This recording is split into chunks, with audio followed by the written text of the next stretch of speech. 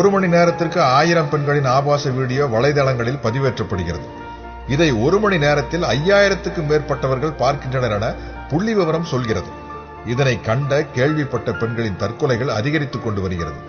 நமது அறிவியல் தொழில்நுட்பத்தை தவறாக பயன்படுத்தும் வஞ்சகர்கள் புற்றுநோய் போல் நம்முடைய பெண்களின் வாழ்க்கையை அழித்துக் கொண்டிருக்கிறார்கள். இதற்கு பெண்கள் கவனமாயிருப்பது அவசியம். ஹோட்டலில் தங்கும் போதும், கடைகளில் உடைகளை மாற்றும் போதும், பார்ட்டிகளில் கலந்து கொள்ளும் போதும் மற்றும் தங்கள் பெட்ரூமில் தேவையற்றவர்களை சேர்க்காமல் இருப்பது. வேணாங்க, எடுக்காதீங்கன்னு சொல்றல. சும்மா விளையாட்டுக்கு தானே, உடனே டெலீட் பண்ணிடுவேன். என்ன விளையாட்டோ, உடனே டெலீட் பண்ணிடணும் என்ன? சரி சரி.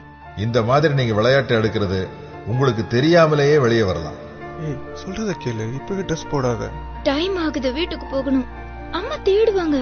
இன்னும் கொஞ்ச நேரம் தான், ப்ளீஸ் பா. நான் கிளம்புறேன், உடனே டெலீட் பண்ணிடு. என்னதான் டெலீட் பண்ணாலும் அதை திரும்பவும் எடுக்க முடியுங்கிறத இவங்க கவனிக்க மறந்துடுறாங்க. ஏன்னா இங்க டெக்னாலஜி சரியா பயன்படுத்துறதை விட தவறா பயன்படுத்தத்தான் ரெடியா இருக்கா. நல்ல நண்பர்கள், நல்ல காதலனை சரியா தேர்ந்தெடுப்பது என்பது பெண்கள் கவனிக்க வேண்டிய ஒன்று. பெண்கள் பாதுகாப்புடன் வாழ்வது என்பது இன்றைய தேதியில் கஷ்டமான நிகழ்வாகி போனது நமது துரதிர்ஷ்டமே.